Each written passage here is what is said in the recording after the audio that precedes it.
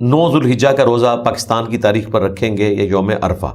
یوم عرفہ تو آج کل آپ کو پتہ چل جاتا ہے نا. 8 سے 100 سال پہلے جب بغداد شریف والوں کا سیٹلائٹ نہیں تھا، اجمیر شریف والوں کا انٹرنیٹ کنیکشن نہیں تھا، اور دیوبند اور بریلی شریف والوں کے ٹی وی چینلز نہیں تھے، تو بھائی کسی بابے کو نہیں پتا ہوتا تھا کہ سعودی عرب میں کس دن یوم عرفہ بننا ہے. تو 1300 سال تک امت یوم عرفہ مکے کو چھوڑ کر، مدینے والوں کو بھی ایون نہیں پتا ہوتا تھا، مکے کو چھوڑ کر باقی پوری دنیا کے اندر اپنے چاند کے مطابق ہی منایا کرتے تھے. اور رمضان بھی اپنے چاند کے مطابق، اور عیدین بھی اپنی چاند کے مطابق. تو یوم عرفہ میں آپ کیوں جھگڑا ڈالتے ہیں؟ کہتے ہیں نہیں جی اس میں الفاظ ہے کہ یوم عرفہ کا روزہ صحیح مسلم میں آیا کہ میں اللہ سے امید کرتا ہوں کہ 2 سال کے گناہوں کا کفارہ بن جائے گا.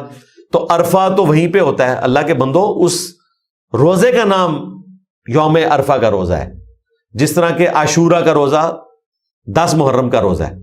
تو عرفہ کا روزہ اس اعتبار سے بولا گیا کہ 9 ذوالحجہ کو ہم یوم عرفہ کہتے ہیں. رہے حاجی، ان کے اوپر تو روزہ ہے ہی نہیں ہے، نبی علیہ السلام نے خود روزہ نہیں رکھا.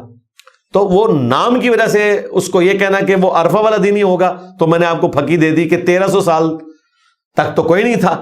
اب آپ کے انٹرنیٹ اور ٹی وی چینلز کی وجہ سے بن گیا ہے، تو اب آپ خام خواہ دھکے سے بنا رہے ہیں.